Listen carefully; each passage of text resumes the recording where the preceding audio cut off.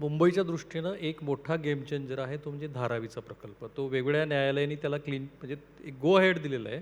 तरीही राजकीयदृष्ट्या अनेक प्रश्न विचारले जात आहेत. तुम्ही कसं बघता याच्याकडे? धारावी हा आशिया खंडातला सगळ्यात मोठा प्रकल्प आहे आणि लोक बघायला येतात काय धारावी आहे, क्या धारावी, क्या आहे उधर. अरे आज परिस्थिती काय आहे तिथली? चिखल, गटारं उघडी, सगळं टॉयलेट बाथरूमचं पाणी वाहत आहे, लोक असेच राहत आहेत, असंच तिथं उद्योग करतायत, वेगवेगळे उद्योग आहेत तिथे, उद्योग नगरी आहे ती. मग तिथे आपण तसंच ठेवायचं ते? 1,00,000 अधिकृत घरात आणि जवळपास 2,00,000 घरं आहेत. 2,00,000 घरं म्हणजे जे पात्र आहेत त्यांना तिथंच देणार आणि जे अपात्र आहेत त्यांना मुंबईमध्ये इतर ठिकाणी. 2,00,000 घरं, 1,00,000 घराचं 1 कोटी रुपये किंमत पकडा आता मुंबईमधली. किती झाले?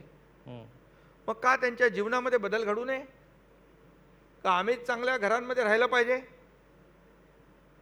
एक झालं घर, दुसरा बंगला, तिसरा बंगला आम्हीच करायचा का? त्यांना नको का? गरिबाचं जीवन उंचावलं पाहिजे नको का? त्यांना तसंच खितपत पाडायचं? आणि तुम्हाला सांगतो कुठल्याही परिस्थितीत धारावी हा मोठा प्रकल्प आहे, हा त्याला स्पेशल स्टेटस आपण दिलेला आहे. आणि जे अगोदर जे टर्म कंडिशन होते त्याच्यापेक्षा आमचं सरकार आल्यानंतर अतिशय कडक आणखी काही गोष्टी आम्ही केल्या जेणेकरून त्याचा लाभ जो आहे आणि त्याचा लाभ लोकांना मिळाला पाहिजे जास्त.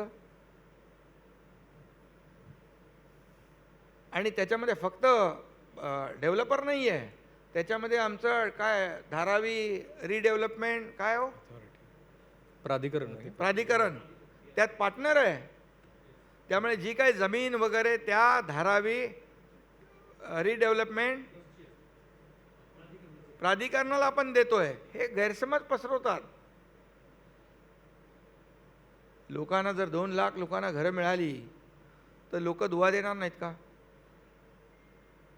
किती वर्ष आपण त्यांना त्यांचं आयुष्य असं खराब करायचं का? वाटत नाही लोकांना चांगलं माझं घर असावं, पै पाहुणे आले की चांगल्या घरामध्ये बसावं का? असंच राहावं?